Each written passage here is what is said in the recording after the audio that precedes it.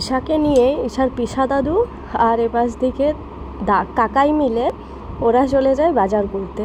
ঈশাকে হঠাৎ করে নিয়ে যাবে বলে আমার তো ভয় করছিল যদি কান্নাকাটি করে। ঈশা এদিকে কুকুর দেখতে পেয়ে খুশি হয়ে যায়। তারপরে ওরা তিনজনে মিলে বেরিয়ে যায়।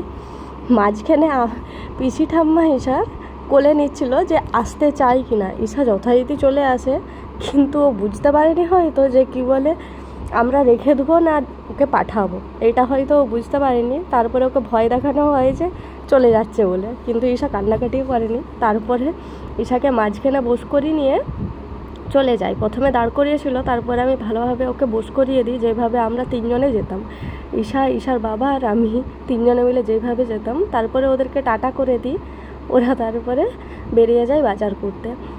প্রায় ঘন্টা তিনেক পর ওরা ফিরে আসে, অনেকটাই দেরি।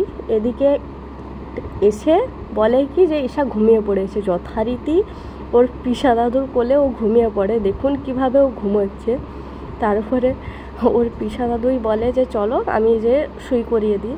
লাইটটা দিইনি ঘরের ভেতরে, কেননা উঠে যাবে হয়তো, সেই কারণে লাইটটা দিইনি। তারপরে ওর পিসা দাদুই যে নিয়ে ভালো করে শুই করিয়ে দেয়।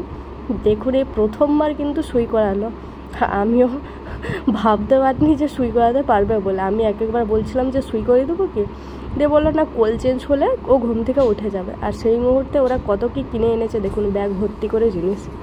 তারপরে ঘড়ির দিকে তাকাই, দেখি 7টা বাজে। তখন আমি ব্যাগটা খালি করে দেখি অনেক কিছুই কিনে এনেছে, ফল টল অনেক কিছুই কিনে এনেছে ঈশাকে খাওয়ানোর জন্য। তো আজকের মতো টাটা।